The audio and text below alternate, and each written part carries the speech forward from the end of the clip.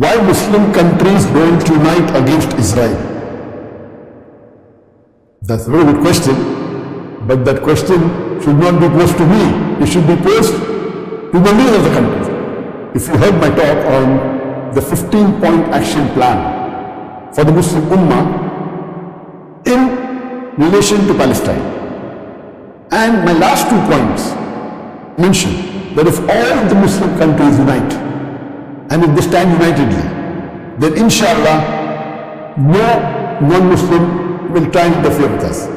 And how the non-Muslims have a NATO, North Atlantic Treaty Organization, NATO, where there are about 33 countries are members, and according to their treaty, if anyone attacks any one of the 33 countries, it is as though they attacked all the countries. So if all the Muslim majority countries, all the 57 countries, they gather together and they unite, and if they make MECTO, Muslim Alliance Treaty Organization, a Muslim Countries Treaty Organization, MECTO, Muslim Countries Treaty Organization, and if you have the same rule, that if you attack any one of the 57 countries, it is as though you attack all the countries, then we will not have the problem what we are having today regarding the genocide that Israel is doing in Palestine.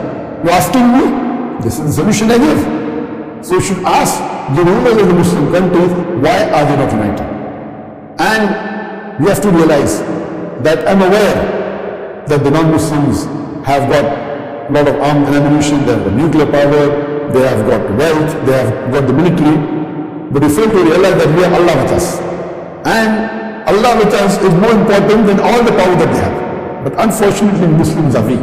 And this reminds me of the hadith of a Prophet ﷺ, that there will be a time when Muslims will be attacked, they will be looked down upon, they will be ill-treated. So the Sahaba asked that, will the Muslims be less in numbers? The Prophet said, no, they will be in large numbers, but they will be like froth. Froth, large numbers, but useless. They will not be united. Allah says in the Quran in Surah Imran chapter 3 verse 103, وَعَتَفِمُوا بِحَبِّ اللَّهِ جَمِيعًا وَلَا تَفْرَقُوا. Hold strongly with the rope of Allah and be not divided. Imagine if Israel was alone and if Muslim Palestinians were alone fighting them, inshallah they would have won them lock, stock and barrel. Even though they are very weak, they are less equipped. But if it's a war only between Israel and Palestine, I'm sure that the Muslims, even if they are less equipped, even if they have lesser army, lesser equipment, yet according to me, they will win them lock, stock and barrel. But you have the huge superpowers of the world, America supporting them, you have UK supporting them. And what are the Muslim countries doing? Nothing. It's a shame on us. That imagine all the superpowers are gathering together and they're attacking a Muslim country who gave refuge to the Jews, inviting them to stay, and now they're kicking them out of the house, and these people who are terrorists are now calling the Muslim Palestinians the terrorists. And what are we doing? Nothing. So we Muslims should unite, and there are alliances to do, and profligate alliance. If we want to do alliance, surely the Muslim countries get together and do alliance with Russia or with China. If Muslim countries join hands with Russia and China and then make an alliance, I'm sure none of these non-Muslim countries like USA, like UK, like France, they have history. UK has a history, and France and Germany, they have a history that they rule about 2/3 of the world. They came and they ruled India, they came and they ruled Malaysia, many countries in the world.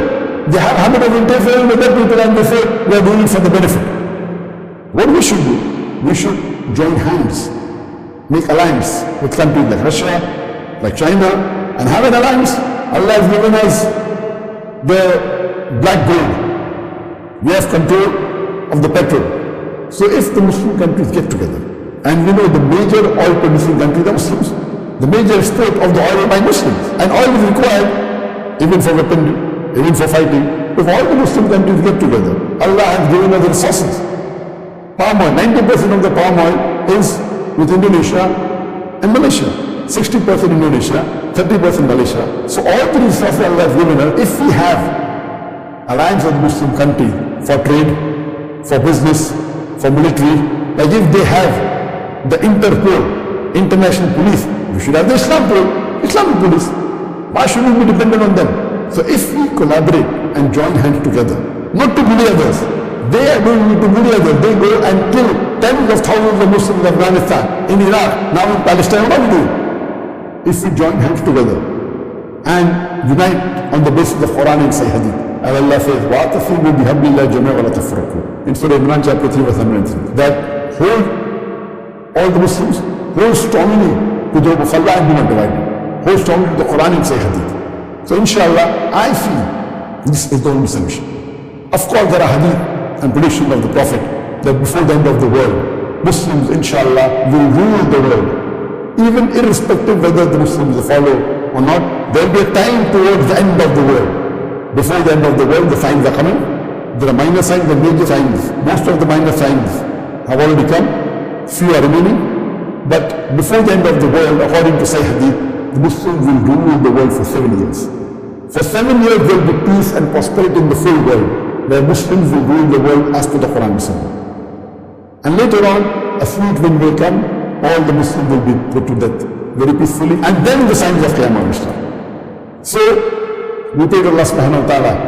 We don't know whether we will be alive during that time or not, but at least we have to now support our Muslim brothers and sisters in Palestine. And we see that what's happening, the genocide that the Israelis are doing, and the so-called human rights champions, whether it be USA, whether it be UK, whether it be France, whether it be Germany, these so-called human rights champions, they are doing a genocide. They are doing the same thing that was done on them. But inshallah, Allah subhanahu wa ta'ala is with us. Whether some of the Muslims join us or not, inshallah, a time will come that Allah subhanahu wa ta'ala will give us victory. And we as individuals should strictly follow the Quran and Sunnah.